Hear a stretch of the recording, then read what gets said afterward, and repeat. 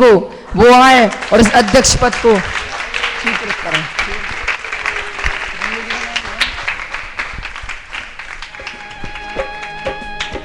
स्वागत करते आज तुम्हारा, तालियां तालियां। स्वागत करते आज तुम्हारा, आओ आओ है प्रिय मेहमान, मंगल स्वागत है।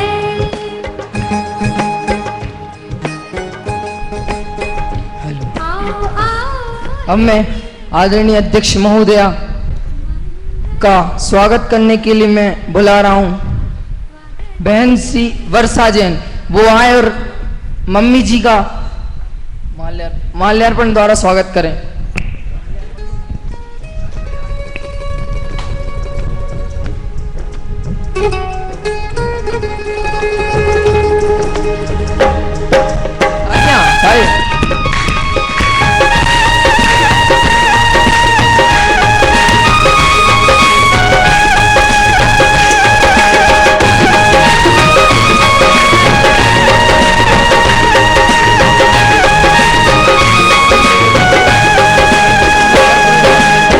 स्वागत करते आज तुम्हारा,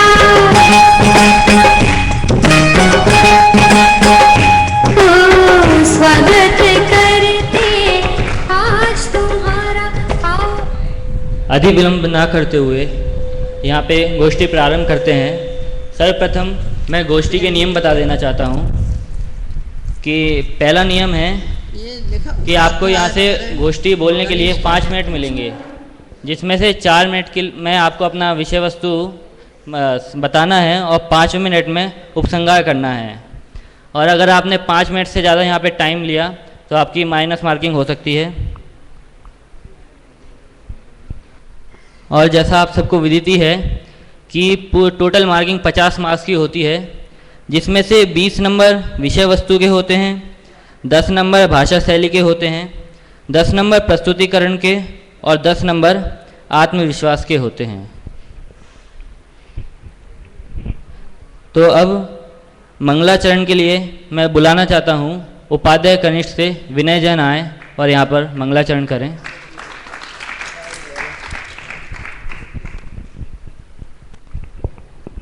मंगलाचरण सभी सादर में हाथ जोड़ लेवे। आत्मज्ञान ही ज्ञान है, शेष सभी अज्ञान, विश्व शांति का मूल है वीतराग विज्ञान।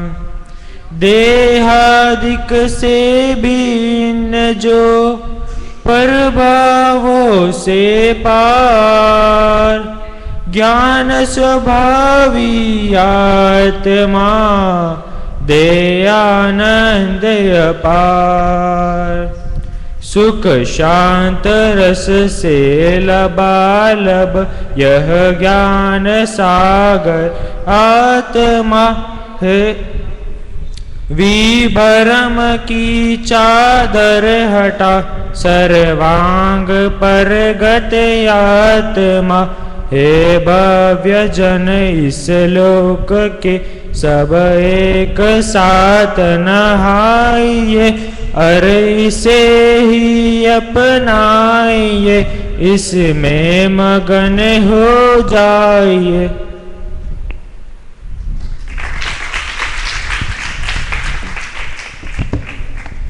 अभी यहाँ पर विनय जैन मंगल में मंगलाचरण करके गए। अब मैं अधिक विलंब ना करते हुए गोष्ठी को आगे बढ़ाते हुए प्रथम वक्ता के रूप में आवाज दे रहा हूं अंकित जैन, जिनका विषय है आत्मा का स्वरूप एवं भेद। और अगले वक्ता के रूप में तैयार रहे अनिकेत जैन, जिनका विषय है बहिरात्मा का स्वरूप।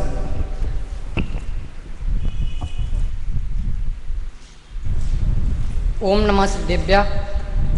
आदरणीय अध्यक्ष महोदय, संचालक महोदय एवं सभा में उपस्थित सभी साधर्मी भावी बंधुओं को मेरा सादर जय जयंत।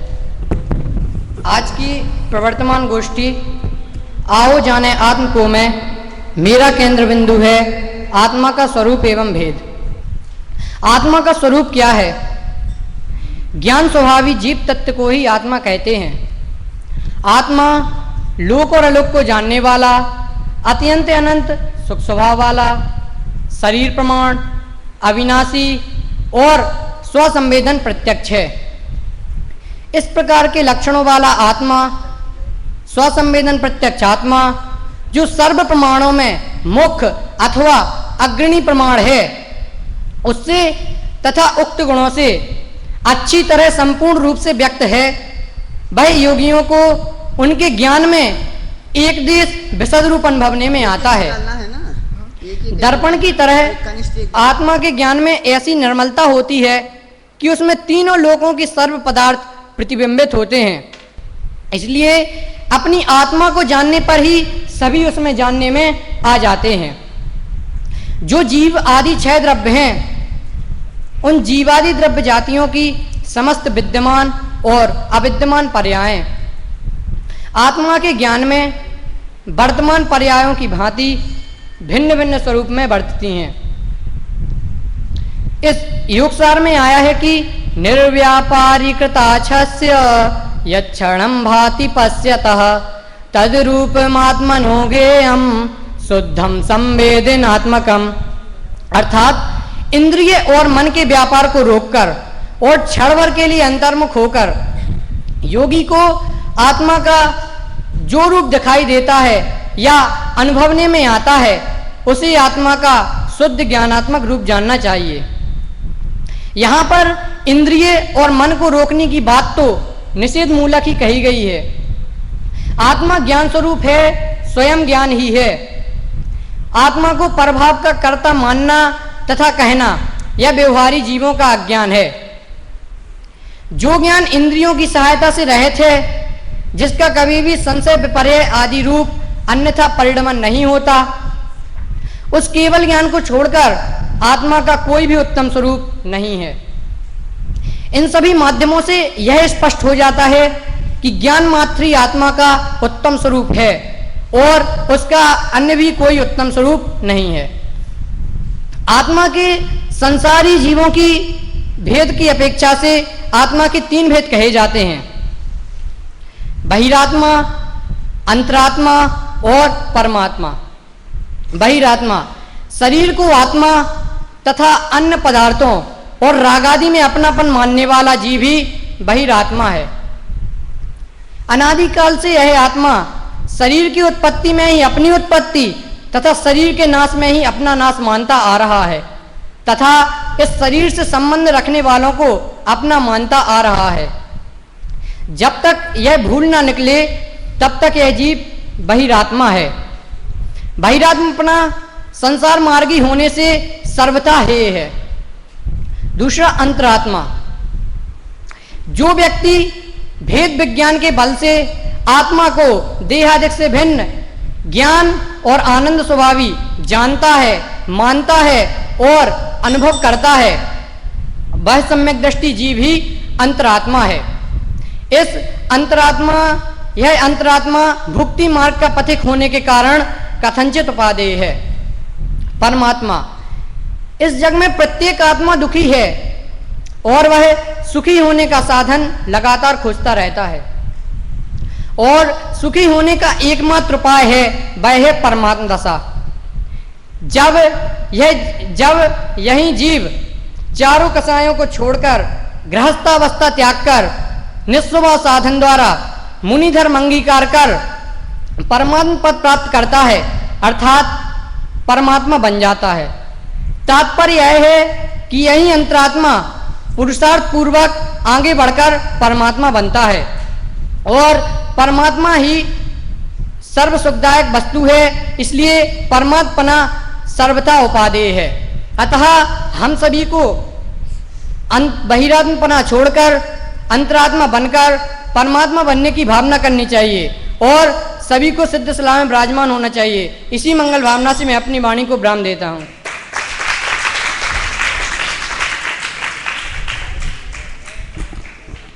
अभी हमारे समक्ष अंकित जैन ने अपना विषय हमारे सामने प्रस्तुत करा।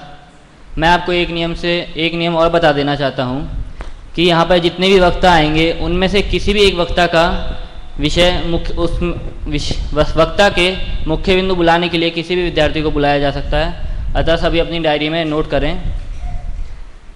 और अब आ रहे हैं अनिकेत जैन, जिनका विषय है बहिरात्मा का स्वरूप। और अगले वक्ता के लिए प्रारंभ रहें चेतन जैन, जिनका स्वरूप है जिनका विषय है अंतरात्मा का स्वरूप एवं भेद। जय श्री ओम नमः सदेव्या। आदरणीय अध्यक्ष महोदय, संचालक महोदय एवं सभा में उपस्थित सभी सादरी बंधुओं को मेरा सादर जय जैन। जैसा कि इस प्रवर्तन गोष्ठी में मेरा मुख्य केंद्र बिंदु है बहिरात्मा का स्वरूप। बहिरात्मा अर्थात क्या? बहिरात्मा दो शब्दों से मिलकर बना है, बहिर प्लस आत्मा। बहिर अर्थात बाह्य पदार्थ, बाह्य पदार्थ राग देश मिथ्यात्व आदि एवं टेबल कुर्सी पंकज, ये सभी क्या है? ये बाह्य पदार्थ है। और आत्मा ज्ञानानंद स्वभावी त्रिकाल शुद्ध ही आत्मा है। जो जीव इन देह वो शरीर और आत्मा को एक मानता है एवं शरीर से संबंध रखने वाले अन्य पदार्थों में अपनापन मानता है, वह जीव अज्ञानी मिथ्या दृष्टि कहलाता है। छैडाला में भी दौलत राम जी ने कहा है, तन उपजत अपनी उपज जान, तन न सते आप को नास मान। यह जीव शरीर की उत्पत्ति में अपनी उत्पत्ति मानता है और शरीर के नाश में अपना नाश मानता है। इसलिए यह जीव अनंत काल तक इस संसार में भ्रमण कर रहा है। और छैडाला में दौलत राम जी ने एक और छंद कहा है, बहिरातम अंतर्यातम परमात्म जीव तदा है, देह जीव को एक गिने बहिरात्म तत्व मुदा है। बहिरात्मा अंतरात्मा परमात्मा जीव के तीन वेद हैं। जो जीव देह और जीव को एक गिने वह जीव यथार्थ तत्वों से अजान तत्व मूल मिथ्या दृष्टि कहलाता है। और युगसार में भी युगंदु देव ने कहा है, मिच्छा दर्शन मोहियो परु अप्पाड़ा मुड़े सो भैरप्पा जिन मरऊ पुण्य संसारू बमे। मिथ्या दर्शन से मोहित हुआ जीव परमात्मा को नहीं जानता है, यही बहिरात्मा है। और यह बहिरात्मा जीव अनंत बार संसार में भ्रमण करता है। यह श्री जिनेन्द्र भगवान ने कहा है, मिथ्या दर्शन से मोहित हुआ जीव राग में पुण्य पाप में अपनापन मानता है, पुण्य पाप के उदय में मैं दुखी हूँ ऐसा जानता है। और उसका ज्ञान का थोड़ा क्षम क्या बढ़ जाने पर वह जीव अपने आप को पंडित समझने लगता है। और पुण्य के उदय से उसको कुछ भोग सामग्री प्राप्त हो गई तो वह उसमें वह एम्पना करता है, अपनापन मानता है और ऐसे में वह जीव परमात्मा को भूल जाता है। जैसे कि शराब पीने वाले में जितनी भी चेष्टा होती हैं उन सभी को शराबी अपनी मानता है, उसी प्रकार कर्म के सहयोगों से प्राप्त चेष्टाओं को यह जीव अपनी मिथ्यात्व के कारण यह जीव अपनी मानता है। और परंतु भगवान अंतर में भगवान आत्मा ज्ञान रस से पूर्ण सत्ता को श्रद्धा न करता हुआ बाह्य चीजों को अपनापन मानता है। इसलिए यह बहिरात्मा मिथ्या दृष्टि है। पुण्य पाप की सामग्री उसे हीनादि से प्राप्त हो गई हो और अंतर स्वाभाव भाव भी हीनादि हो, पर लक्ष्मी का विकास भी उसका हीनादि से हो गया हो, उसी में यह जीव आत्मा मानता है, उसको ही यह जीव आत्मा मानने लगता है। परंतु अंदर के परमात्म स्वरूप एवं संपूर्ण परमेश्वर जो उसके अंदर विराजमान है उस पर वह ध्यान नहीं देता है, उसका आदर नहीं करता है, उस तरफ झुकाव भी नहीं करता है। इसलिए यह जीव अनंत बार संसार में भ्रमण करता है। पर मैं विस्मयती लगना एवं अंदर के स्वासु भाव और उसके जो उसका फल है, अंदर के स्वासु भाव जो उसका फल है उसमें वह जो कि आत्मा स्वभाव से विपरीत है उसमें वह हर्ष प्रसाद मानता है, अपनापन मानता है। ये बहिरात्मा मिथ्या दृष्टि के लक्षण हैं। नग्न दिगंबर मुनि होकर भी उनकी खाल तक उनकी 28 मूलों का पालन करते हुए उनकी खाल तक निकल जाए तो भी वह क्षण मात्र भी क्रोध नहीं करते हैं। परंतु अंतरंग में एकत बुद्धि होने के कारण यह जीव बहिरात्मा होता है। इसी प्रकार हम सबको भी इस शंका रहित भ्रांति अर्थात बहिरात्मन को छोड़ दें एवं सभी प्रकार की भोग सामग्रियों से प्राप्त अनुकूलता एवं प्रतिकूलताओं के उलसित वीर को भी छोड़ दें एवं अपने आत्मा का सिद्धांत करते हुए बहिरात्मा को छोड़ दें, अंतरात्मा का ग्रहण करके अंतरात्मा का ध्यान कर, ऐसा नहीं कहा, परमात्मा का ध्यान करके यही मोक्ष मार्ग है और इसी में हम सभी को लगना चाहिए। जब तक ये बहिरात्मा नहीं छोड़ेंगे हम, तब तक हम सभी को मोक्ष की प्राप्ति नहीं हो सकती है। इसलिए हम सभी को बहिरात्मा छोड़कर अंतरात्मा ग्रहण करके परमात्मा बनने का ध्यान करना चाहिए। इसी मंगल भावना से मैं अपनी वाणी को विराम देता हूँ।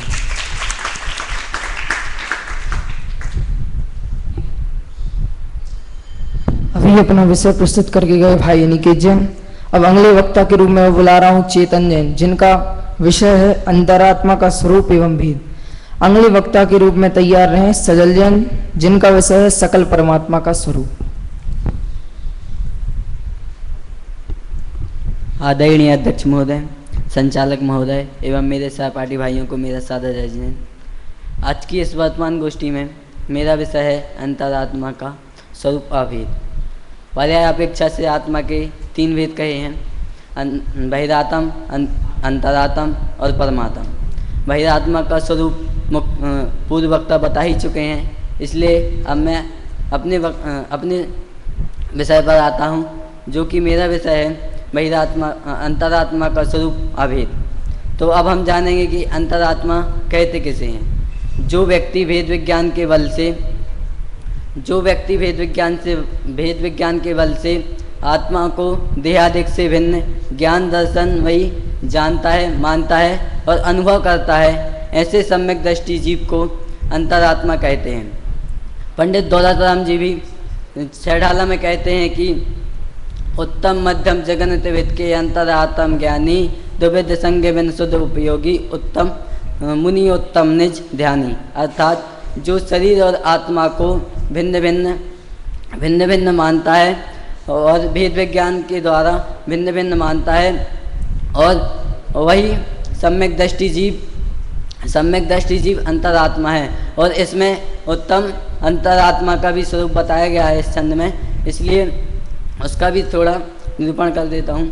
अर्थात जो अंतरंग तथा बहिरंग परिग्रहों से रहित, दोनों प्रकार के परिग्रहों से रहित हों और 7वें से लेकर 12वें गुण स्थानवर्ती शुद्ध उपयोगी मुनिराज उत्तम अंतरात्मा है। और परमात्मा प्रकाश में गुंदीदेव कहते हैं कि है देह से जो पृथक ज्ञान मही कहा परमात्मा, उत्कृष्ट समाधि परिस्थित अनुभवे अंतरात्मा। अर्थात जो परमात्मा को शरीर से भिन्न केवल ज्ञानमयी जानता है, वही परम समाधि में परिस्थित अंतरात्मा ही, वही परम समाधि में परिस्थित पंडित अर्थात अंतरात्मा है। फिर एक सार में योगिंदु देव कहते हैं कि जो त्याग पर भाव को और सुपर को पहचानता है, वही पंडित आत्मज्ञानी सुपर को जो जानता। अर्थात जो जीव परमात्मा को पहचानता है और परभावों का त्याग करता है, वही अंतरात्मा समझना चाहिए। और यहाँ पे पूज्य गुरुदेव श्री भी अंतरात्मा को वीर सूरवीर लघुनंदन पंडित भेद विज्ञानी कहते हैं। और उसकी परिभाषा भी देते हुए कहते हैं कि जो कोई आत्मा और पर को अर्थात पर से अपने से भिन्न पदार्थों को भले प्रकार से पहचानता है और जो अपने आत्मा के स्वभाव को छोड़कर अन्य सभी प्रभावों का त्याग कर देता है, वही भेद विज्ञानी अंतरात्मा है। और अब हम यहाँ पर अंतरात्मा के भेद जानेंगे, जो कि इस प्रकार हैं। अब बहिरात्म किसे कहते हैं? अब अंतरात्म, अब उत्तम अंतरात्म तो अपन ने जान ही लिया है कि जो अंतरंग तथा बहिरंग परिग्रहों से रहित हो और 7वें से 12वें गुण स्थानवर्ती मुनिराज उत्तम अंतरात्मा है। अब मध्यम अंतरात्मा 5वें से 11वें गुण स्थानवर्ती उत्तम अंतरात्मा है। और फिर जगन अंतरात्मा 4थे गुण स्थानवर्ती उत्तम मध्यम जघन्य अंतरात्मा है। इस प्रकार हमने अंतरात्मा का स्वरूप व भेद जाना है और इसका ध्यान धर परमात्मा का ध्यान कर परमात्मा को प्राप्त करें। इसी मंगल भावना से मैं अपनी वाणी को विराम देता हूँ। जय हिंद। अभी हमारे समस्त चेतन जैन ने अपना विषय प्रस्तुत करा और अब अगले वक्ता में सजल जैन आए जिनका विषय है सकल परमात्मा का स्वरूप। और अगले वक्ता के लिए तैयार रहें मयंक जैन जिनका विषय है निकल परमात्मा का स्वरूप। और आए सजल जैन। सभा में उपस्थित सभी साधर्मी भाइयों को मेरा जय जिनेन्द्र। जैसा कि आप सभी को विदित होगा कि आज पंडित टोडरमल स्मारक जैन सिद्धांत महाविद्यालय में द्वितीय साप्ताहिक गोष्ठी का आयोजन रखा गया है। उस गोष्ठी का विषय आओ आत्मा को जाने। तो उसमें मेरा विषय सकल परमात्मा का स्वरूप।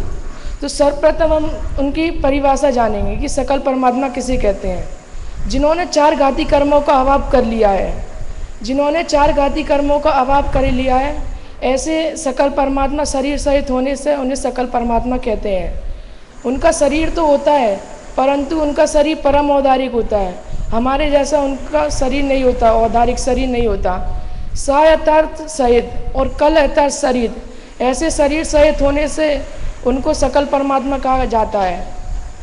पंडित दौलत राम जी ने अपने 6 ढाला की तीसरी ढाल में के 5वें छंद में लिखा है, सकल निकल परमात्म द्विविध तिनमें घाती निवारी।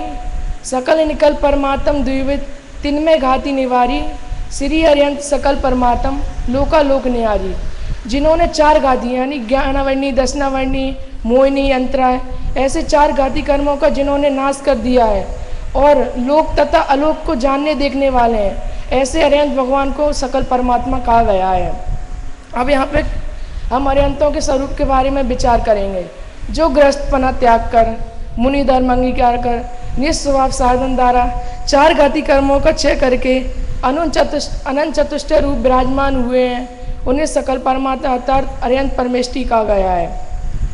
उन्हें 4 गुण प्रकट होते हैं, अनंत दर्शन, अनंत ज्ञान, अनंत सुख, अनंत वीर। अब वो उन 4 गुणों के द्वारा क्या करते हैं तो अभी हम ये जानेंगे। अनंत दर्शन के द्वारा वो जगत का सामान अवलोकन करते हैं। अनंत ज्ञान द्वारा वो जगत में जितने भी अनंत गुण पर्याय से सहित समस्त जीवादि द्रव्यों को जानते हैं। फिर अनंत सुख से वो अपने निराकुल परम आनंद का अनुभव करते हैं और अनंत वीर से उनमें जो शक्ति या सामर्थ्य जो भी कहें उसको धारण करते हैं। फिर कहा है कि सकल परमात्मा राग सर्वता रूप से राग देशादि विकार से रहित होकर अपने शांत रस रूप में परिणमित होते हैं। फिर कहते हैं सकल परमात्मा के 18 दोष कहे गए हैं, जन्म, जरा, तिरका, क्षुधा, विस्मय, आरत, खेद, रोग, शोक, मद, मोह, भय, निंदा, चिंता, शेष, राग देश, अरु, मरण, जुत, ए 18 दोष नाई होत अरिहंत के सोच बिलाए मोस। मतलब जो इनके 18 दोष हैं वो क्षुधा आदि तृषा से युक्त होते हैं और इनको देवादिदेव पने को प्राप्त होते हैं। यानी देवादिदेव पने मतलब क्या, जो देवों के देव हैं उन्हें देवादिदेव पना कहा गया है। फिर ये आयुध, अंबारादिक व अंगारादिक जो भी शरीर के जो काम क्रोध आदि भाव है उससे युक्त होके और अपने आनंद में झूलते हैं। फिर इनके वचनों में लोक के धर्म तीर्थ का उपदेश फैलता है जिनके द्वारा जीवों का कल्याण होता है। फिर आचार्य योगेंद्र द्वारा कृत योगसार ग्रंथ के 90 श्लोक में कहा गया है, निम्बलु निकलु शुद्धम जिणु विणु जाने से विसंतु सो परमप्पा जिन भणियो एहु जानी निवंतु। जो शुद्ध व अभेद एक है, जिसने आत्मा के सर्व शत्रुओं को जीत लिया है, जो विष्णु है अर्थात ज्ञान की अपेक्षा से सर्वलोकालोक के व्यापी हैं अर्थात सबके ज्ञाता हैं, जो बुद्ध है अर्थात जिसने अपने ज्ञान के आश्रय से 100% तत्व को समझने वाले हैं, जो शिव है अर्थात परम कल्याणकारी है, जिसने जो परम शांत व बीतराग हैं, ऐसे सच्चे सकल परमात्मा अर्थात अरिहंत परमेष्ठी हैं। अब कहते हैं भगवान आत्मा कि एक समय के ज्ञान की पर्याय इतनी होती है कि वो 3 लोग 3 काल को जान सकते हैं। फिर कहते हैं सर्वज्ञ भगवान ने अपना पूर्ण कल्याण किया है तब वे शिव कहलाते हैं। वैसे देखा जाए तो सकल परमात्मा और निकल परमात्मा में कोई अंतर नहीं है। अपितु निकल परमात्मा ने अपने आठों कर्म नाश कर दिए हैं, अतः वे निकल परमात्मा कहलाते हैं। और सकल परमात्मा ने अपने 4 घाती कर्मों का नाश कर दिया है, मुख्यतः जो 4 घाती कर्म हैं उनका नाश कर दिया, वे सकल परमात्मा कहलाते हैं। उनको 4 घाती जो अघाती कर्म उनके शेष बाकी हैं, उनको उनका नाश करने की ज़रूरत नहीं है, वो उनको सहज पुरुषार्थ से हो जाएंगे। और फिर ये कहते हैं तू भ्रांति रहे, जो तेरे अंदर परमात्मा बनने की शक्ति है उसे तू जागृत कर, और बहिरात्मा को हे मान के तू उसको छोड़, अंतरात्मा को ग्रहण कर और परमात्मा बन। इसी मंगल वाणी से मैं अपनी वाणी को विराम देता हूँ। जय जय।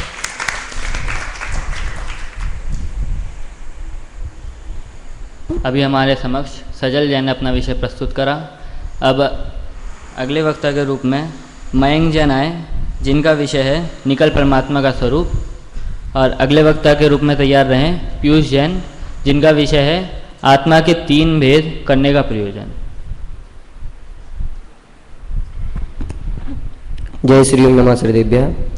आदरणीय अध्यक्ष महोदय, संचालक महोदय एवं समस्त सादरी भाई बंधु, सभी को सादर जय जिनेंद्र। आज इस वर्तमान गोष्ठी में मेरा केंद्र बिंदु है निकल परमात्मा का स्वरूप।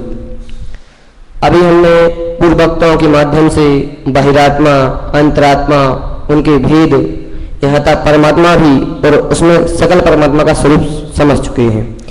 लेकिन उसकी बाद जो दशा प्रकट होती है, जो सबसे श्रेष्ठ दशा है, उत्कृष्ट दशा है, वह है निकल परमात्मा, जिस पर हम चर्चा करते हैं। निकल परमात्मा, निकल, यदि हम इस शब्द का शब्द सा अर्थ करें तो निहि प्लस कल। निहि अर्थात रहित और कल अर्थात शरीर, तो शरीर से रहित सो निकल परमात्मा। निकल परमात्मा कहते किसे हैं कि कर्मों से रहित सिद्ध भगवान को शरीर रहित होने से निकल परमात्मा कहते हैं। निकल परमात्मा, इसके बारे में दौलतराम जी ने भी छेड़ाला में कहा है, ज्ञान शरीरी त्रिविध कर्मल वर्जित सिद्ध महंता, ते हैं निकल अमल परमात्म भोगे सर्म अनंता। अर्थात ज्ञान शरीरी, ज्ञान ही जिनका शरीर है, ऐसे त्रिविध कर्मल अर्थात 3 प्रकार के कर्म रूपी मल से वर्जित अर्थात रहित हैं, सिद्ध महंता, ऐसे सिद्ध महान हैं। ते हैं निकल अमल परमात्म भोगे सर्म अनंता, अर्थात वही सिद्ध भगवान निकल परमात्मा है जो अनंत सुख को भोगते हैं। भक्ति में भी एक भजन में निकल परमात्मा के बारे में कहा है, अशरीरी सिद्ध भगवान आदर्श तुम्ही मेरे। अशरीरी सिद्ध भगवान, अशरीरी शरीर से रहित सुसिद्ध भगवान। अब कैसे हैं वह सिद्ध भगवान, इसके लिए दो पंक्ति कहते हैं, रागादि रहित निर्मल जन्मादि रहित अविकल, कुल गोत्र रहित निष्कुल, मायादि रहित निश्चल। रागादि रहित निर्मल, मोह राग द्वेष आदि से रहित हैं इसलिए निर्मल हैं। जन्मादि रहित अविकल, जन्म आदि से रहित हैं इसलिए अविकल हैं। कुल गोत्र रहित निष्कुल, कुल गोत्र आदि से रहित हैं इसलिए निष्कुल हैं। और मायादि, क्रोध मान माया आदि से रहित हैं इसलिए निश्चल हैं। ऐसे निकल परमात्मा हैं अर्थात सिद्ध परमात्मा हैं। गुरुदेव श्री ने भी योगसार प्रवचन के माध्यम से निकल परमात्मा के संबंध में कहा है, कल अर्थात शरीर जिसे नहीं सो निकल परमात्मा। कल अर्थात शरीर जिसे नहीं सो निकल परमात्मा, ऐसा गुरुदेव श्री ने कहा है। अर्थात शरीर से रहित हैं इसलिए निकल परमात्मा है। और गुरुदेव श्री ने यह भी कहा है कि जो अन्य मत होते हैं, अन्य धर्म होते हैं, उनके जो लोग होते हैं वह ऐसा मानते हैं कि श्री कृष्ण को भी भगवान मानते हैं और वह ऐसा मानते हैं कि वैकुंठ धाम में गए हैं, तो कहते हैं कि हम बहुत पुण्य करेंगे और वैकुंठ धाम में जाकर भगवान की सेवा करेंगे, अपने भगवान श्री कृष्ण की सेवा करेंगे। तो पहली बात तो है कि सेवा किसकी होती है, सेवा तो शरीर की होती है। अब जिसका शरीर है वह भगवान कैसे हो सकता है? भगवान वह है जो शरीर से रहित है, कल से रहित है, वही भगवान है, ऐसा उन्होंने कहा है। और गुरुदेव श्री ने निकल परमात्मा की परिभाषा ही बताई है योगसार में। कहा है कि जो शरीर आदि 9 कर्मों से और राग आदि भाव कर्मों से रहित है, एवं जो शुद्ध एक रूप है और जिसे अशुद्धता नहीं है, द्वैतपना नहीं है, परंतु पहले कर्म तो थे लेकिन उन्हें जीतकर जिनेंद्र देव कहलाए, वही परमात्मा विष्णु है। गुरुदेव श्री ने परमात्मा को, सिद्ध परमात्मा को विष्णु कहा है। अब हम चर्चा कर रहे हैं कि समस्त कर्मों से रहित है, तो किस प्रकार से समस्त कर्मों से रहित हैं? द्रव्य कर्म, ज्ञानावरणी, दर्शनावरणी, मोहिनी, वेदनी, आयु, नाम, गोत्र, अंतराय, ये जो कर्म है इनसे रहित हैं, क्योंकि उनके पास अनंत दर्शन, अनंत ज्ञान, अनंत सुख, अनंत वीर प्रकट हो चुका है। उनकी आयु नहीं है अनंत काल तक, एक बार सिद्ध हो गए तो हमेशा के लिए सिद्ध, उनका कोई कुलगोत्र नहीं है। अब भाव कर्म जो मोह राग देशादी हैं उनसे रहित हैं। क्यों? क्योंकि वह बीतराग हैं। बीतराग अर्थात जिसका राग बीत गया हो, बीतराग में राग देश दोनों, तो जो मोह राग देश से रहते हैं ऐसे इस प्रकार वह भाव कर्मों से रहित हैं। अब 9 कर्म, उनका शरीर आदि नहीं है, इसलिए वह सिद्ध भगवान का शरीर आदि नहीं है, इसलिए वह 9 कर्मों से रहित हैं। निकल परमात्मा को सिद्ध परमात्मा भी कहा है, अर्थात निकल परमात्मा को हम इस प्रकार से भी कह सकते हैं कि जो ग्रस्त अवस्था त्याग कर मुनि धर्म अंगीकार कर निस्वार्थ साधन द्वारा 4 घातीय कर्मों का क्षय करके अनंत चतुष्टय प्रकट करके उस समय पास सहज ही अपने आप ही जो 4 घाती कर्म होते हैं सहज ही नष्ट होते हैं, क्योंकि वह हमारे पास नहीं होते, हम उन्हें नष्ट नहीं कर सकते। आयु है वह स्वयं ही नष्ट होगा, जितनी आयु होगी तब तक चलेंगे। इस प्रकार से वह सिद्ध परमात्मा ही निकल परमात्मा है और वह समस्त कर्मों से रहित होते हैं, और हम भी समस्त कर्मों से रहित हों और अपना कल्याण करें। इस मंगल होना से मैं अपनी वाणी विराम।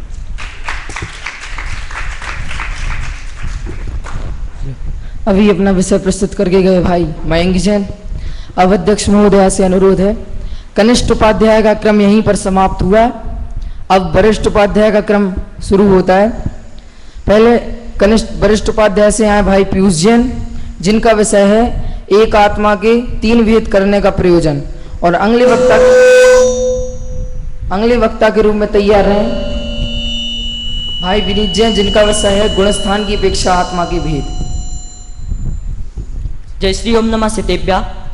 सम्मान्य मंच एवं सभा में उपस्थित सभी साधारण बंदियों को सादर जय जिनेन्द्र। प्रवर्तमान गोष्ठी में मेरा विषय है एक आत्मा के 3 भेद करने का प्रयोजन। तो एक आत्मा के 3 ही भेद क्यों किए, इसका प्रयोजन क्या है? आत्मा तो अभेद है, पर भेद क्यों किए, इसके विषय में जानते हैं। आत्मा क्या है? आत्मा को हम जानते तो हैं, पर सच्चा ज्ञान नहीं है। आत्मा क्या है इसे समझते नहीं है। तो इसके समझने के लिए आत्मा के 3 भेद किए। आत्मा के 3 ही भेद क्यों किए? तो हमने आत्मा के बारे में बहुत सुना है, पर जान नहीं रहे हैं। संसारी जीव की अपेक्षा आत्मा के 3 भेद किए हैं, बहिरात्मा, अंतरात्मा एवं परमात्मा। इन तीन जीवों में संसार के सभी जगत के सभी जीव समा जाते हैं। इनमें जीव तत्व की श्रद्धा का पहचान कर इसमें समा जाती है। इसलिए हमें इन 3 भेदों को समझना। तो हमारा प्रयोजन क्या है? हमें इनसे अपना प्रयोजन सिद्ध करना है। हमारा प्रयोजन तो है सुख प्राप्त करना, और सुख किस में है? सुख मोक्ष में है। तो हमें मुक्ति प्राप्त करनी है, तो इन 3 भेदों को समझना ही पड़ेगा। जीव तत्व की पहचान से हमारा क्या प्रयोजन है? उसकी श्रद्धा से अंतरात्मा होना, और उसके पीछे से परमात्मा पद को प्राप्त करना। अब परमात्मा कैसा है, अंतरात्मा कैसा है और बहिरात्मा कैसा है, इनको पहचान का क्या करना? इनकी पहचान तो हो सकती है, पर पहचान करके क्या करना? हमें अपने निस्वभाव से बहिरात्मा बनने की जो दृष्टि है उसे छोड़कर अंतरात्मा बनना, अंतरात्मा से परमात्मा पद को प्राप्त करना। अब इनको जान लिया तो इनका फल क्या है? जीव तत्व की जो पहचान है उससे हमारा क्या प्रयोजन है कि जो शुद्ध जीव तत्व है उसे पहचान कर बहिरात्मा को छोड़ उसकी श्रद्धान से, आत्मा की श्रद्धान से अंतरात्मा को प्राप्त करना, फिर परमात्मा पद को प्राप्त करना, यही हमारा प्रयोजन है। इसके विषय में गुरुदेव श्री कहते हैं कि आत्मा के 3 ही भेद किए। पर 3 ही भेद क्यों किए? आत्मा के तो अनंत भेद हैं, जैसे स्थावर, त्रस, अमुक अमुक। लेकिन गुरुदेव श्री कहते हैं कि यहाँ मुद्दे की रकम गिनी है। तो हमें यहाँ पर ये त्रस स्थावर है, ये हमारे लिए प्रयोजनभूत नहीं है। हमें तो प्रयोजनभूत तत्व लेना है। तो हमारे लिए प्रयोजनभूत कौन है? अंतरात्मा, बहिरात्मा एवं परमात्मा। अब यहाँ पर एक प्रश्न और उठता है कि आत्मा तो अभेद है, पर भेद क्यों किए? तो कहा भी जाता है कि जैसे दृष्टांत से सिद्धांत की ओर जाना एवं विशेष से सामान्य की ओर जाना, ऐसे ही जो भेद है भेद से हमें अभेद की ओर जाना है। भेद तो है वह व्यवहार की अपेक्षा किए गए हैं। इसके लिए मोक्ष मार्ग प्रकाशक में पंडित टोडरमल जी कहते हैं कि जो आत्मा की अभेद आत्मा के जो विशेष किए बहिरात्मा, अंतरात्मा एवं परमात्मा, ये अभेद आत्मा के विशेष किए, इनसे तो सिर्फ जो व्यक्ति आत्मा को नहीं जानते, आत्मा की पहचान कराने के लिए उनके ये आत्मा के लिए विशेष किए। तो हमें तो अपना प्रयोजन सिद्ध करना है कि हमें इन आत्मा के जो विशेष किए इनको समझकर हमें निज तत्व है जो अपना आत्मरूपी तत्वों से समझना है। फिर से पंडित टोडरमल जी कहते हैं कि निश्चय से तो आत्मा अभेद है, अखंड है और अपने स्वयं सिद्ध है, लेकिन अगर जो जीव इसको नहीं जानते उनसे अगर इस प्रकार ही कहते रहे कि आत्मा अभेद है, अखंड है, तो वो इसको समझ ही नहीं पाएंगे। तो इसके लिए व्यवहार की अपेक्षा, भेदों की अपेक्षा इसका कथन किया गया, तो उसके व्यवहार की अपेक्षा इसके 3 भेद किए। तो हमें तो अपना प्रयोजन साधना है, इसलिए इनमें भेदों को हमें समझना है, व्यवहार में हमें नहीं आना, हमें तो निश्चय की बात समझनी है। जो संख्या आदि से भेद किए हैं वह कथन मात्र ही है, हमें तो परमार्थ से आत्मा अभेद है, अखंड है, उसकी दृष्टि करना है, यही वास्तविक प्रयोजन है। गुरुदेव श्री इसके लिए कहते हैं अंतरात्मा है, परमात्मा है, ये अंतरात्मा परमात्मा का पड़ोसी है, इसने परमात्मा के साथ संधान कर लिया है, अर्थात यह अंतरात्मा परमात्मा का पड़ोसी हो गया है। हमें इस अंतरात्मा द्वारा परमात्मा पद को प्राप्त करना है। इसके लिए एक श्लोक भी आता है, अगर जाना नहीं निज आत्मा ज्ञानी हुए तो क्या हुए, ध्याया नहीं निज आत्मा ध्यानी हुए तो क्या हुए। इसे हम एक उदाहरण के माध्यम से समझते हैं। जैसे कोई बच्चा एक गलती करता है, वह गलती करता जा रहा है, लेकिन अब उसे पता नहीं कि मैं क्या करूं मेरी सुधार हो, तो उसे कोई बताता है कि यह तुम भूल कर रहे हो, तुम ऐसा नहीं ऐसा करो, ऐसा नहीं ऐसा करो, तो जब तक उसे बताया ना जाए वह भूल नहीं सुधार सकेगा। ऐसे ही हमारा बहिरात्मा है जो अनादिकाल से देह और जीव को एक मानने की भूल कर रहा है। अब उसे वेदों के माध्यम से बताया, तो 3 वेद करने का प्रयोजन क्या कि जो बहिरात्मा गलती कर रहा है उसको बताकर, उसकी गलती को बताकर अंतरात्मा द्वारा परमात्मा पद को प्राप्त करना है। पुरुषार्थ सिद्धि उपाय के एक श्लोक में आता है कि जो व्यक्ति मुनिराज है वह अज्ञानियों को व्यवहार का उपदेश देते हैं। क्यों? अब जो सिर्फ व्यवहार को जो उपदेश देना उन्हें ठीक नहीं है, तो कहते हैं कि जो कोई सच्चे से को नहीं जानता जैसे, तो उसके लिए बिलाव ही से हैं। ऐसे ही जो अंतरात्मा को, परमात्मा एवं बहिरात्मा के स्वरूप को नहीं जानता एवं आत्मा के सच्चे स्वरूप को नहीं जानता, निश्चय व्यवहार के स्वरूप को नहीं समझता, तो उसके लिए तो बहिरात्मा भी आत्मा हो जाएगा, उसे तो व्यवहारी निश्चय को प्राप्त है। तो ऐसा नहीं, हमें तो अपने जो अंतरात्मा के बल से परमात्मा पद को प्राप्त करना है। समाधि शतक में पूज्यपाद स्वामी कहते हैं, त्रिविध आत्म को जानकर तज बहिरात्म भाव होकर अंतर आत्मा ध्या परमात्मा स्वभाव। अर्थात हमें जो 3 आत्म के भेद हैं उनको जानकर हमें परमात्मा जो बहिरात्म पने की दृष्टि है उसे छोड़ना है, और हमें जो मुक्ति रूपी लक्ष्मी है परमात्मा पद को प्राप्त करना है, और हमें बहिरात्मा आदि इनकी दृष्टि छोड़ना है। तो इसी प्रकार हम भी बहिरात्म पने की जो दृष्टि है उसको छोड़कर अपना प्रयोजन सिद्ध करें, अर्थात अंतरात्मा द्वारा निस्साधन में लीन हुए। इसी मंगल भावना के साथ जय जिने।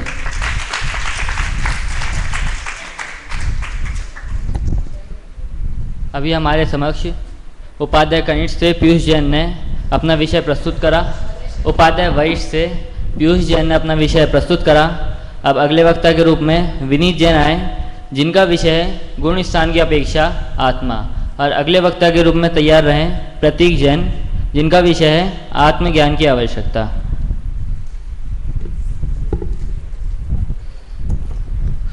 ओम नमः सिद्धेभ्य।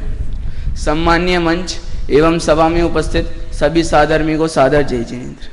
आज की प्रवर्तमान गोष्ठी का विषय है आओ जाने आत्म को। उसमें मेरा विषय है गुणस्थान की अपेक्षा आत्मा। यदि हम इसमें देखें तो 2 मुख्य शब्द आते हैं, एक गुणस्थान और दूसरा आत्मा। आत्मा की चर्चा तो हम पूर्व वक्ताओं द्वारा सुन ही चुके हैं। तो देखते हैं गुणस्थान किसे कहते हैं। मोह और योग के निमित्त से जीव के श्रद्धा और चारित्र गुण की होने वाली तारतम्य अर्थात हीनादिक अवस्था को गुणस्थान कहते हैं। गुणस्थान 14 होते, मिथ्यात्व, सासाधन, मिश्र, अविरत सम्यक्त्व, देश विरत, प्रमत विरत, अप्रमत विरत, अपूर्वकरण, अनिवृत्तिकरण, सूक्ष्म सांप्राय, उपशांत मोह, क्षीण मोह, सहयोग केवली और अयोग केवली।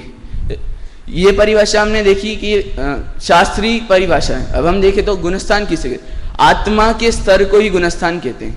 जैसे कोई व्यक्ति नीचे खड़ा हो यदि उसे ऊपर जाना हो तो वह सीढ़ियों के माध्यम से ही ऊपर जा पाएगा।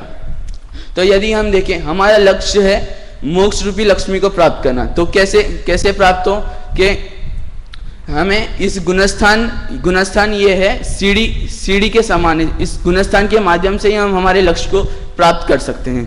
अब हम देखते हैं कि कौन से गुणस्थान में कौन सी आत्मा है। सर्वप्रथम बहिरात्मा, जो देह और आत्मा को एक माने, अर्थात पहले गुणस्थान से तीसरे गुणस्थानवर्ती मिथ्यात्व, सासादन और मिश्र गुणस्थानवर्ती जीव ही बहिरात्मा है।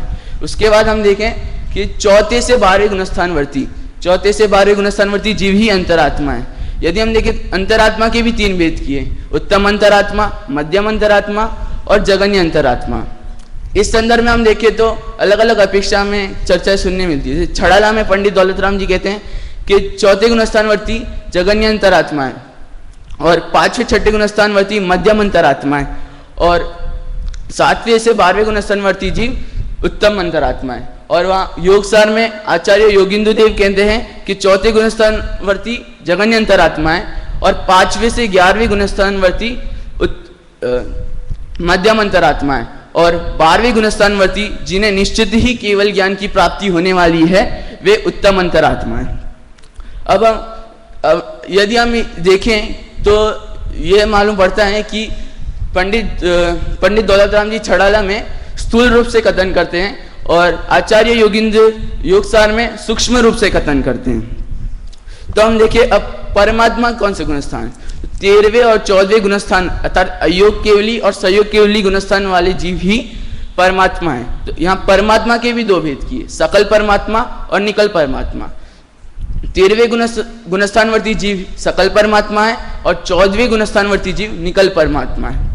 यहाँ कई लोग कहते हैं कि 14वें गुणस्थानवर्ती निकल परमात्मा, तो कई लोग कहते हैं कि शरीर से रहित है तो गुणस्थानातीत है, परंतु ऐसा नहीं है। हमने पूर्व में ही कहा कि हमारा लक्ष्य मोक्ष प्राप्त करना है, तो उस लक्ष्य को प्राप्त करने के लिए ही यह गुणस्थान है। इसलिए निकल परमात्मा 4वें गुणस्थानवर्ती ही है, गुणस्थानातीत नहीं है। निकल परमात्मा 4वें गुणस्थानवर्ती है, इसका उल्लेख गुणस्थान विवेचन में भी किया गया है। तो इसी प्रकार हम भी अपने लक्ष्य को प्राप्त करके सिद्ध रूपी हमारा जो लक्ष्य है मोक्ष में सिद्ध रूपी लक्ष्मी को प्राप्त करें, इसी मंगल भावना से। जय जय।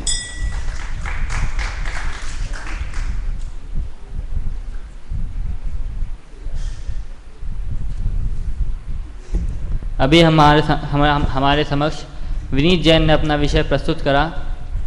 अब बीच में मैं किसी अनिकेत जैन के विषय में मुख्य बिंदु बोलने के लिए बुला रहा हूँ। उपाध्याय कनिष्ठ से क्या नाम है पीछे, जगदीश जैन आए और यहाँ पे अनिकेत जैन का विषय के मुख्य बिंदु बताएं, बहिरात्मा का स्वरूप।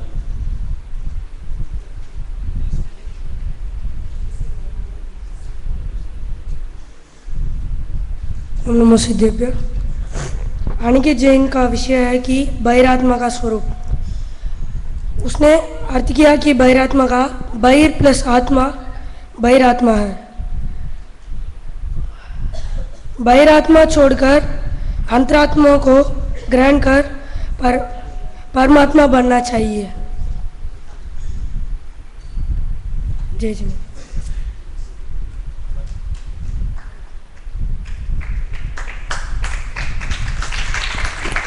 अच्छे मुख्य बिंदु बताने का प्रयास किया।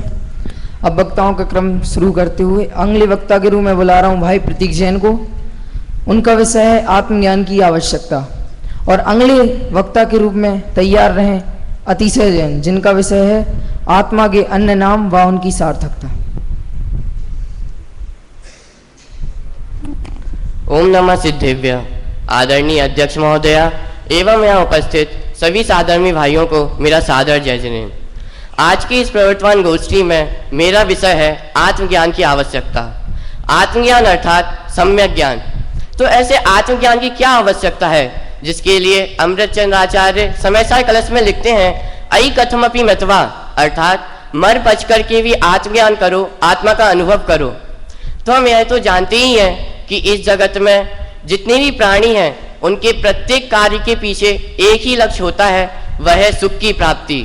और ऐसे सुख की प्राप्ति आत्मज्ञान से ही संभव है। इसको दौलत राम जी छैढाला में स्पष्ट करते हुए कहते हैं कि ज्ञान समान न आन जगत में सुख को कारण, यह परमामृत जन्म जरा मृत्यु रोग निवारण। योग सार में भी योगेंदु देव लिखते हैं कि जो जीव आत्मा से आत्मा को जानता है और समस्त प्रभावों को छोड़ता है, वह शीघ्र ही शिवपुर को पाता है।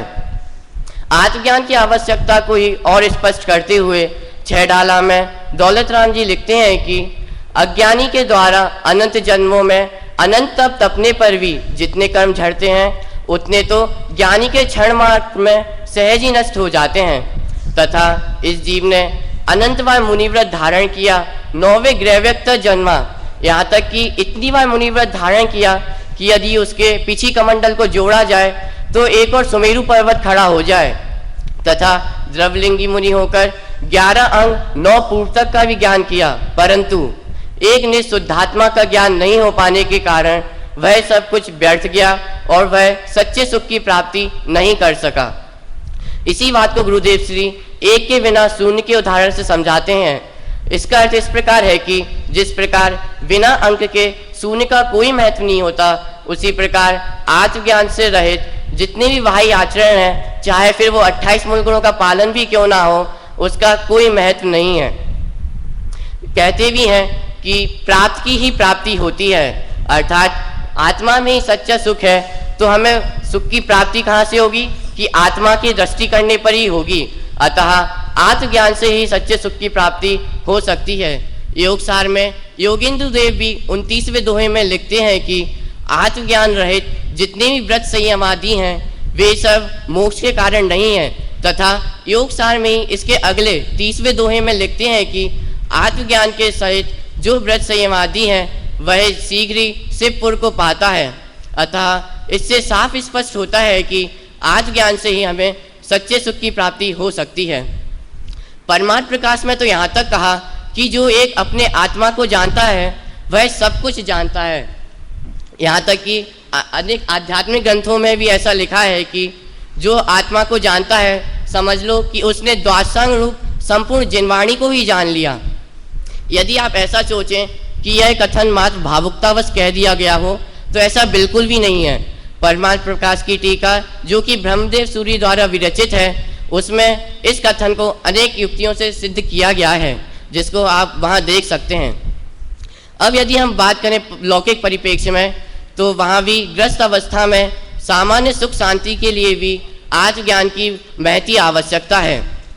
यदि हम इसको समझना चाहें तो गोपालदास जी वरिया के जीवन को लेकर समझ सकते हैं। यदि आप सोचिए, यदि हम एक बार को गोपालदास जी वरिया के जीवन में से आत्मज्ञान को हटा दें, तो उनका जीवन किसी नरक से कम होता क्या? नहीं होता। ऐसे ही भरत चक्रवर्ती, जो कि अपने पूरे जीवन काल में असीम भोगों के मध्य में रहते हुए भी कीचड़ में कमल के समान उनसे विरक्त रहे, तो यह किसका कमाल था? यह कमाल था आत्मज्ञान का। आत्मज्ञान से जीव सप्त भयों से रहित होता है तथा अपना जीवन तो सुख समता शांतिपूर्ण व्यतीत करता ही है, लेकिन अपने जीवन के अंतिम क्षणों में भी वह शांतिपूर्वक समाधि मरण को धारण करता है। इस प्रकार हमने समझा कि आत्मज्ञान की आवश्यकता क्या है जैन दर्शनानुसार, परंतु अन्य दर्शनों में भी, जैसे भगवत गीता में कहा गया है कि जो व्यक्ति अपने आत्मा में रति करता है एवं उसी में संतुष्ट होता है, उसको अन्य कुछ कार्य करना शेष नहीं है। इस प्रकार हम देखते हैं कि जितने भी सिद्ध भगवान हुए हैं, हो रहे हैं और होंगे, वो सब आत्मज्ञान के बल पर ही होंगे। और ऐसे आत्मज्ञान को प्राप्त करने के लिए समय समय पर अनेक विद्वानों ने एवं आचार्यों ने आत्मज्ञान को प्राप्त करने की प्रेरणा भी दी है, जिसमें दौलत राम जी लिखते हैं, कोटि उपाय बनाए भव्यता को और आनो। और अमृतचंद्र आचार्य तो आत्मज्ञान से रहित व्यक्ति को नपुंसक तक कहते हैं। अतः हम सभी आत्मज्ञान की आवश्यकता को समझें और शीघ्र ही निशुद्धात्मा को पहचान कर उसी में लीन हो और शिव पूर्व में वास करें। इसी मंगल भावना से मैं आज की बात को पूर्ण करता हूँ। अभी हमारे समक्ष प्रतीक जैन ने अपना विषय प्रस्तुत करा और अब आए भाई अतिशय जैन, जिनका विषय है आत्मा के अन्य नाम। और अगले वक्ता के रूप में तैयार रहें आयुष जैन, जिनका विषय है आत्मा के भेद में हे उपादेय। अब आए भाई अतिशय जैन। ओम नमः सिद्धेभ्य। आज की आदरणीय अध्यक्ष महोदय एवं सभा में उपस्थित सभी भाई बंधुओं को सादर जय जिनेन्द्र। जैसा कि आपको पता है, आज की प्रवर्तमान गोष्ठी का विषय है आओ जाने आत्मा को। में मेरा प्रतिपाद्य बिंदु है आत्मा के अन्य नाम एवं उनकी सार्थकता। जैसा कि आप लोगों को पता है, दुनिया में प्रत्येक व्यक्ति का कोई ना कोई नाम अवश्य होता है। उसी प्रकार आत्मा के भी अनेक नाम होते हैं, एक नहीं अनेक नाम है आत्मा के। निश्चय से आत्मा का तो कोई नाम ही नहीं है, आत्मा अनाम है, बिना नाम का है। परंतु व्यवहार से हम आत्मा को विष्णु, ज्ञ, निराकार, ध्रुव आदि अनेक नामों से संबोधित करते हैं। परंतु आज हम इन्हीं सब नामों पर आज चर्चा करेंगे। वृद्धद्रव संग्रह ग्रंथ में विष्णु शब्द से आत्मा को संबोधित किया गया है। उसमें कहा गया है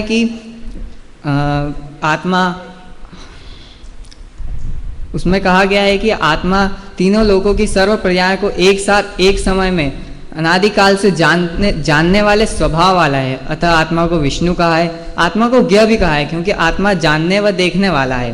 अतः आत्मा को ज्ञ कहा है। आत्मा को निराकार भी कहा है। आत्मा को निराकार इसलिए कहा है क्योंकि आत्मा का कोई शरीर नहीं होता है, आत्मा का कोई आकार नहीं होता। जैसे पानी का कोई आकार नहीं होता है, उसे जिस पात्र में डालो वह उसी के आकार रूप होता है। उसी प्रकार आत्मा का भी कोई आकार नहीं होता है, वह जिस शरीर में व्याप्त होता है वह उसी के आकार रूप हो जाता है। अतः उसे निराकार कहते हैं। आत्मा को ध्रुव भी कहते हैं, क्योंकि आत्मा किसी भी शक्ति के कारण न उपजता है और न ही उसका कभी नाश होता है। अतः आत्मा को ध्रुव भी कहा गया है। आत्मा को गुणी भी कहते हैं। आत्मा को गुणी इसलिए कहा है क्योंकि आत्मा अनंत गुणों का धाम है, अनंत गुणों का पिंड है। आत्मा के प्रत्येक प्रदेश में अनंत गुण ठसाठस भरे हुए हैं, अतः आत्मा को गुणी कहते हैं। आत्मा को निर्मल व अमल भी कहा है। आत्मा को निर्मल इसलिए कहा गया है क्योंकि आत्मा कभी भी किसी भी मल से मलिन नहीं हुआ है। यहाँ तक कि आत्मा राग द्वेष आदि विकारी भावों से भी मलिन नहीं हुआ है। आत्मा अमल है, इसलिए आत्मा को अमल कहा गया है और निर्मल कहा गया है। आत्मा को ज्ञानी भी कहा गया है, क्योंकि आत्मा सदाकाल जानने देखने वाला है।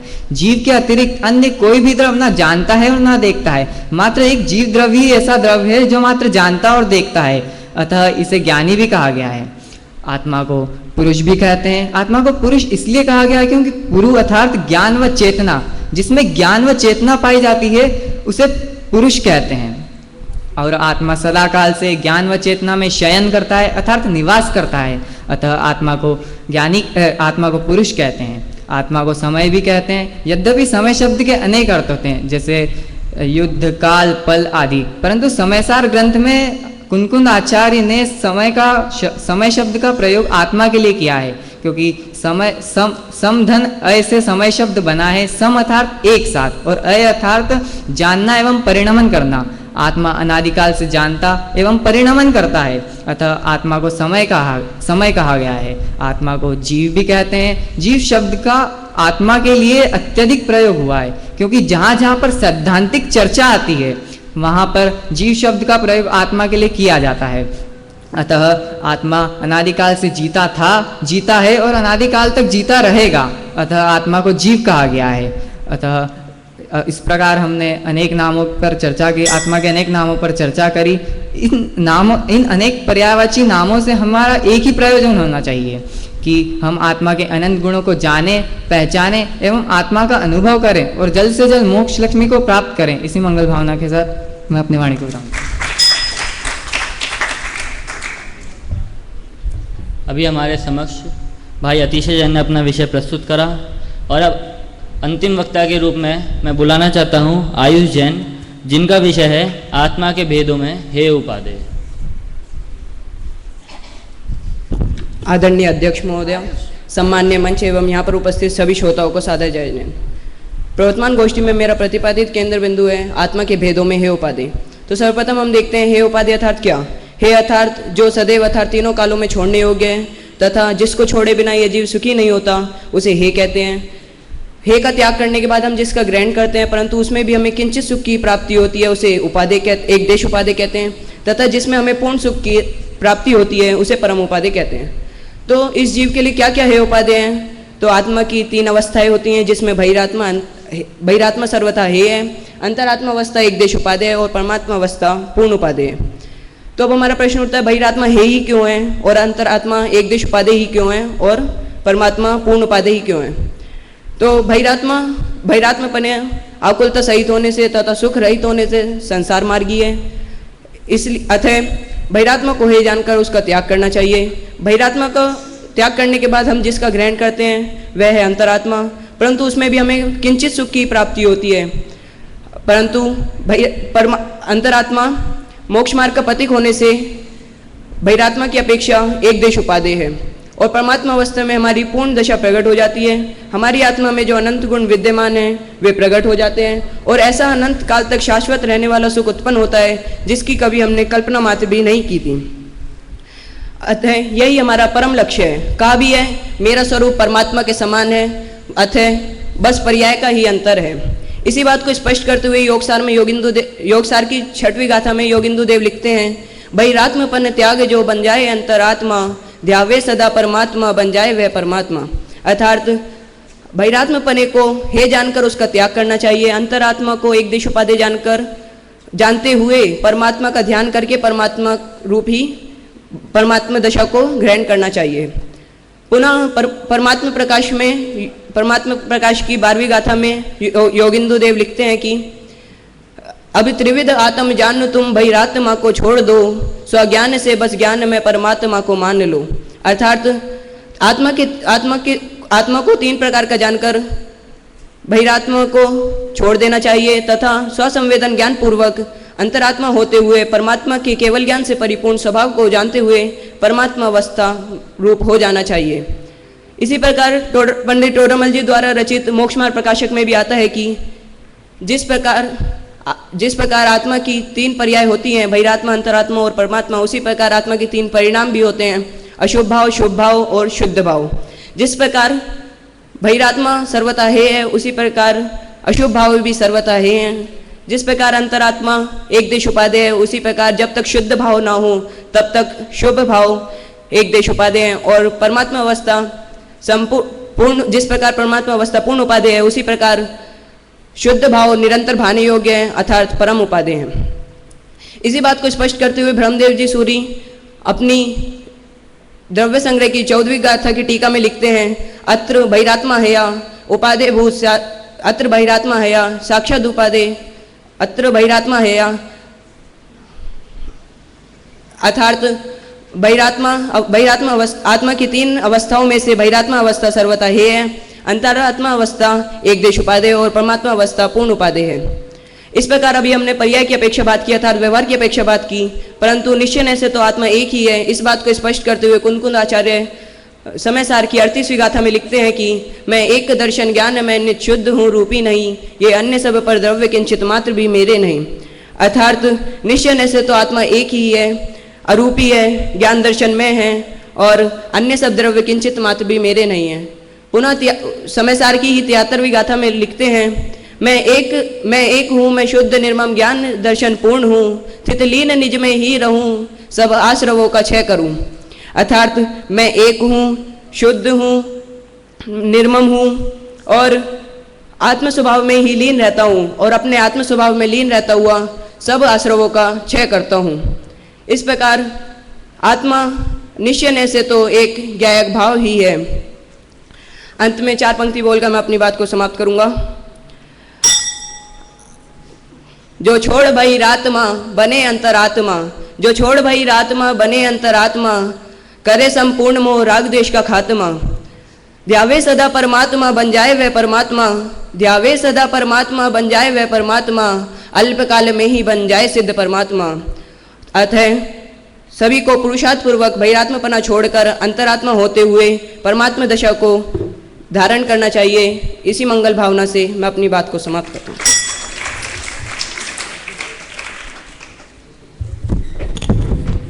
अब यहाँ गोष्ठी के समस्त वक्ताओं का क्रम समाप्त होता है। अब आदरणीय अध्यक्ष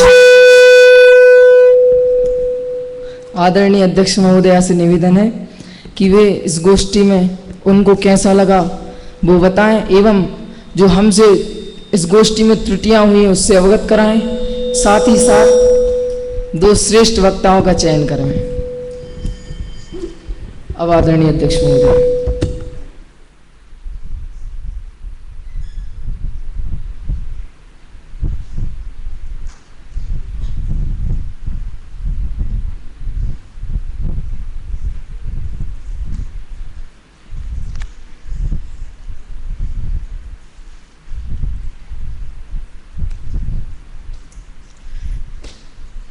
पहले तो सबको बहुत बहुत बधाई, इसलिए कि आपका जो आज का विषय है वो बहुत अच्छा था। कनिष्ठ के विद्यार्थियों को अभी थोड़ा सा प्रेरणा देने लायक इसलिए है कि अभी उन्होंने ये विषय शायद घर पर पढ़ा हो तो अलग बात है, पर यहाँ तो अभी नहीं पढ़ा है। उन्होंने पढ़ा भी होगा तो जिस तरह से यहाँ पर समझाया जाता है उस शैली में तो अभी नहीं समझा होगा, इसलिए थोड़ी सी कठिनता मुझे महसूस हुई है उनके विषय में। बाकी वरिष्ठ के लिए तो ज़्यादा प्रशंसनीय नहीं है, क्योंकि पिछली साल वो पढ़ चुकी हैं। उनको देखने की भी आवश्यकता नहीं है। आत्मा क्या है, कैसा स्वरूप है आत्मा का, क्या लक्षण हैं आत्मा के, कितने भेद हैं, कौन से भेद को हे करना, किसको उपादेय करना, उपादेय में भी एक देश उपादेय कौन है और पूर्ण उपादेय कौन है। तो हे ये उपादेय आत्मा के भेद,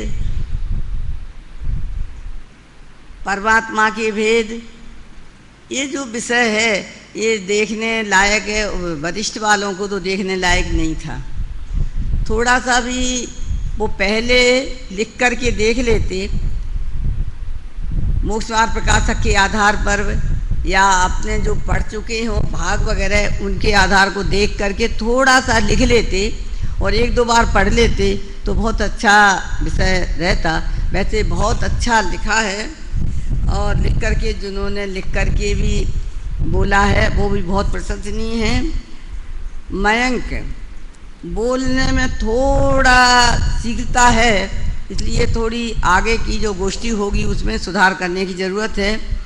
पीयूष जी आपका विषय पिछली में वही मैंने कहना चाहती हूँ कि पहले पढ़ चुके हो विषय तो बहुत सरल हो जाना चाहिए बोलने में भी, और लिख कर के देख लेते तो काफ़ी अच्छा रहता।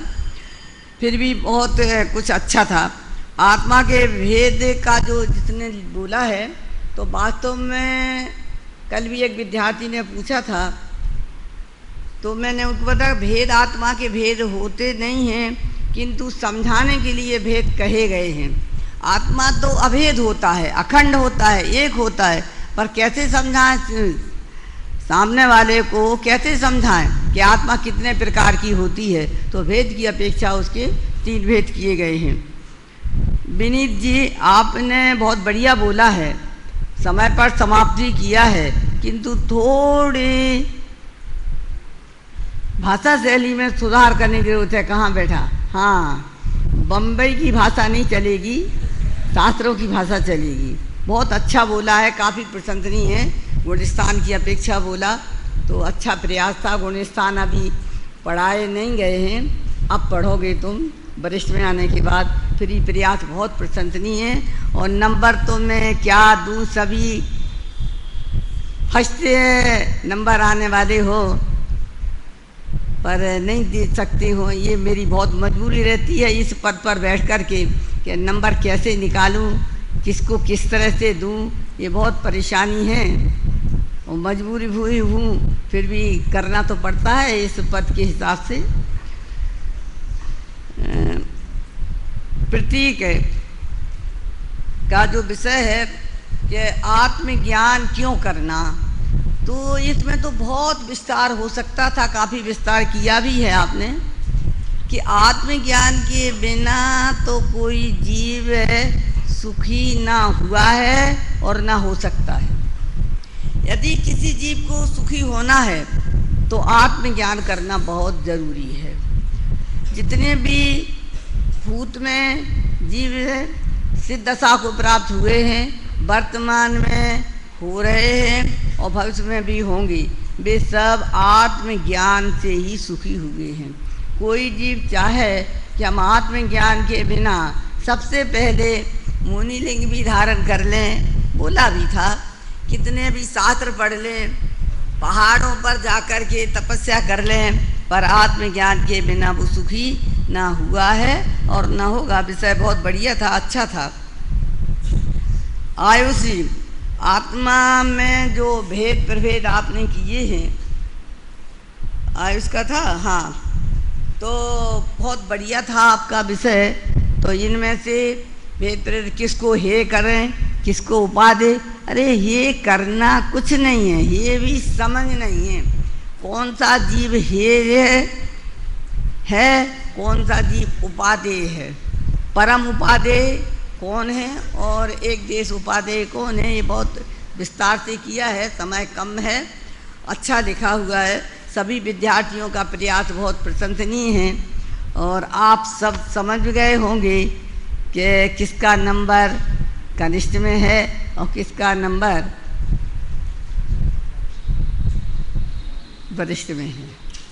सबको समझ में आ गया होगा और मैं संकेत करके बता देती हूँ, जिससे आप जल्दी से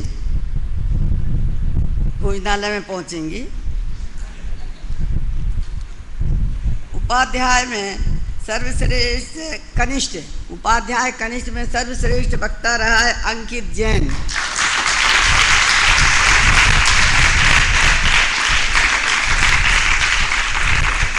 आप सबको समझ में आ गया होगा, इसका आत्मविश्वास अच्छा था, विषय भी काफ़ी विस्तार से लिया और शैली भी, भाषा शैली मेरी दृष्टि से अच्छी थी और ये बहुत आगे काफ़ी अच्छा प्रयास करेगा तो बहुत बढ़िया बोलने में फर्स्ट रहेगा। ये दूसरा उपाध्याय वरिष्ठ में है प्रतीक जैन।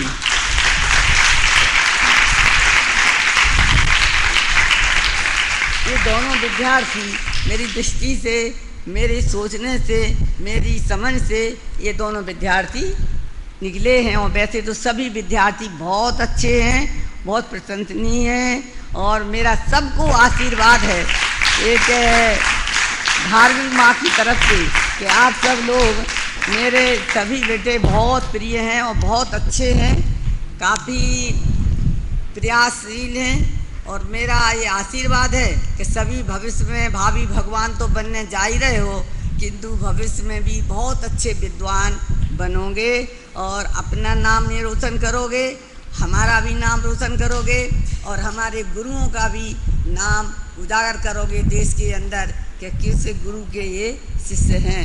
ये मेरा आशीर्वाद है।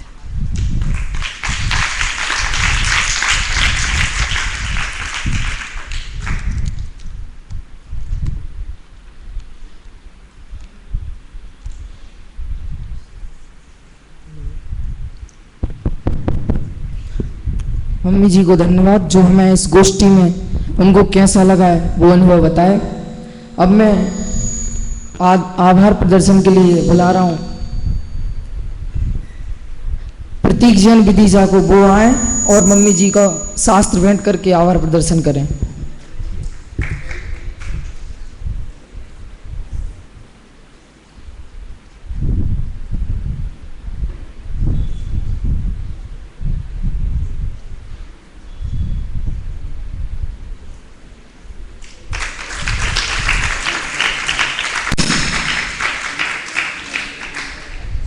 थोड़ा सा 2 मिनट, ये तो इस तरह से हो जाता है सम्मान।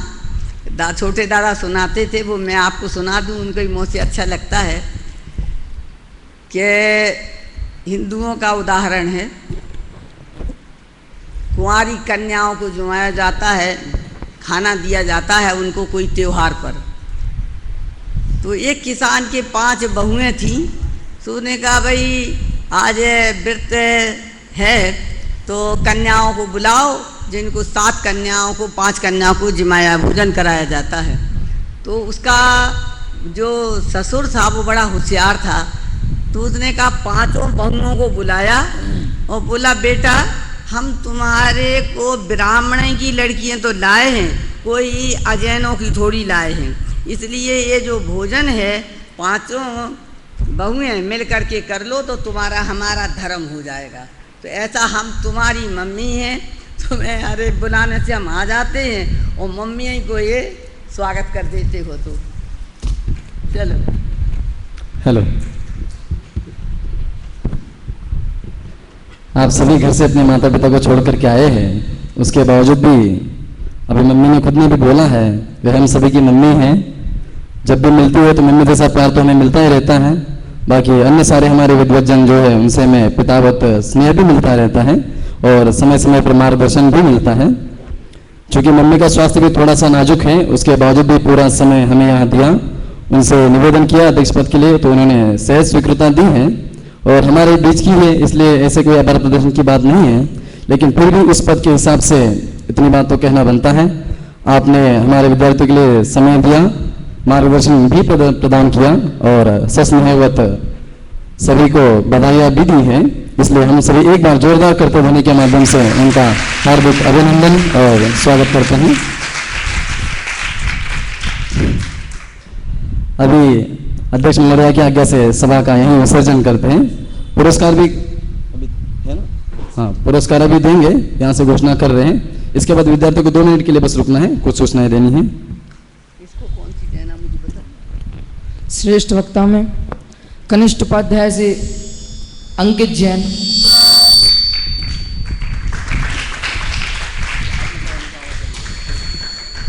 वरिष्ठ उपाध्याय से प्रतीक जैन विदिशा।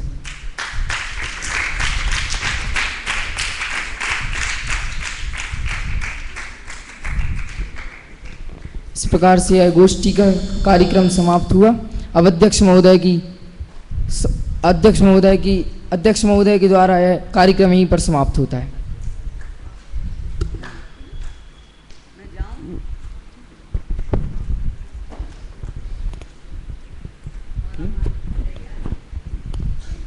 भोजन 11 बजे से, इसलिए चिंता नहीं कर